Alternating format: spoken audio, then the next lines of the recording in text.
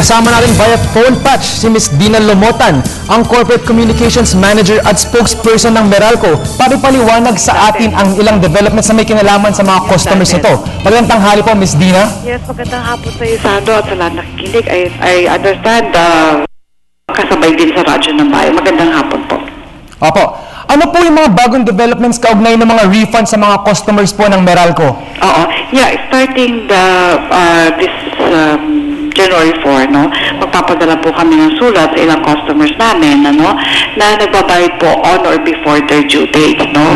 Nasa record po namin na for the past 3 years, nagbabayad sila on or before the due date. No, sila po, no, ay pwedeng kumbaga, pwede nilang kunin or refund yung kanilang bill deposit with the corresponding interest, no? Kasi dati yan, talagang pinapaalam naman namin sa customers, no?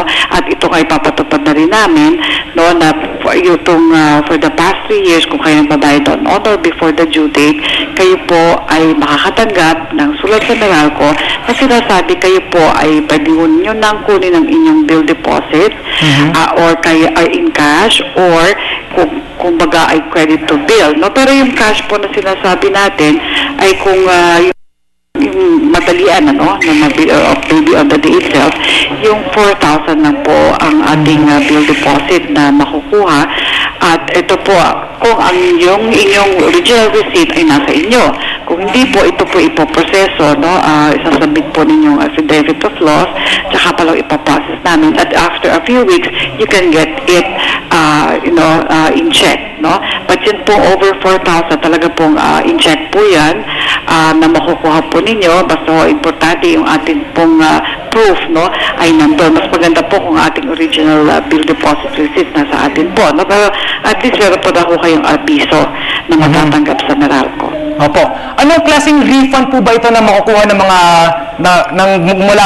galing po sa Meralco, at kailan po maaasahan ng ang pagkuha ng mga refund na ito? Okay. So pag kayo po nakatanggap ng abiso tungkol dito, no, yun po ay pwede ho ninyong sa aming business center na nakakasakop sa inyo para ho maproseso ang refund, no? At ito nasa inyo po kung gusto nyo in cash or i-credit sa bill, no?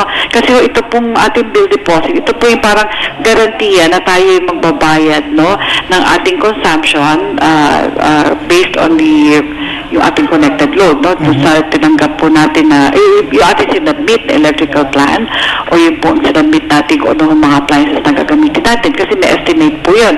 So it's a guarantee of payment. Ngayon, kung kayo po ay nagbabayad on or before the due date, no, for the past 3 years, yun po, pwede ho ninyong i-request sa Meralco na mabawi ninyo with the corresponding interest. But ngayon po, ang ginagawa ho namin, abisuhan po namin na talaga lahat ng mga affected na ito, no, yung maaari po makinabang dito, na para po sila ay pwede na nilang mabawi ang kanilang bill deposit kung gusto nila, at ito po kay kasama na rin pati ang interest. Opo. May nasabi din po kayo sa interview na yearly occurrence po itong refund na to. So tama po bang sabihin na annually may makukuhang refund ang mga customers ng Meralco? Or sige po. Tama yun. No? Annually, no, pagdating na anniversary mo, kung yun po may interest sa inyong bill deposit, kung yun po ang, if you want to, yung bill deposit nyo nandiyan lang, no, hindi po kayo nag-refund nga, no? O yung iba naman talagang, yung bill deposit nila, hindi naman sila nagbabayad ng on or before the due date, na ito ay magko-qualify sa sinasabi namin, yun po, yun hong interest ng inyong bill deposit will be credited to your bill, no? Ibabawas po sa inyong electric bill, at ito po ay gagawin natin annually na, no? Kasi di ba may bill deposit tayo, pero once na ito po ay bawiin nyo na, wala na po, no? But ito sinabi naman natin na bago, ito po yung sinasabi natin na binibigyan po ang customer ng option na bawiin po ang inyong bill deposit plus interest, ano, at dahil kayo po yung nagbabayad on or before the due date for the past 3 years. Opo. Ma'am, are there any other conditions po for the refund that you weren't able to mention earlier? Well, pag nawala nga yung ating original receipt, no, na to sa bill deposit, no, natin mag-submit pa ng affidavit of loss, no?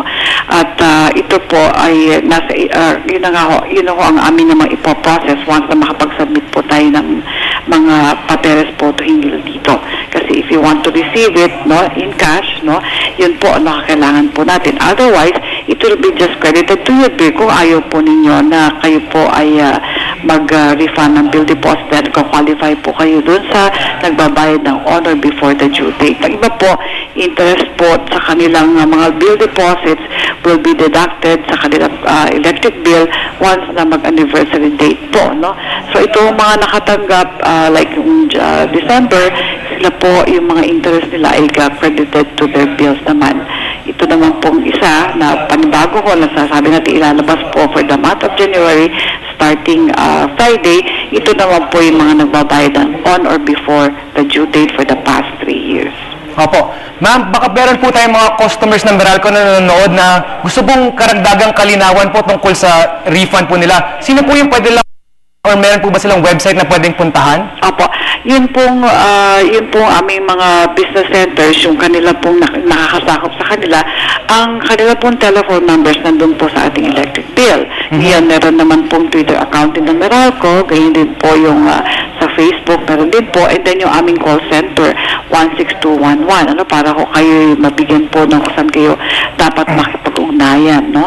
So, at yun nga po, meron po mga advisory din naman po, once na kayo po ay kasama dito sa isang ito, yung sinasabi natin for the past 3 years, nagbabayad po ng on or before the due date. Kaya yung interest naman po on their bill deposit once the anniversary din, makikita po ninyo na meron po yun naka-indicate po sa ating electric bill na kaya yung iba natutuwa, meron nga po silang refund na tinanggap. Opo. Maraming salamat po, Miss Dina Lomotan ng Meralco at Happy New Year po sa Happy inyo. New Year sa atin. Maraming salamat din sa inyo.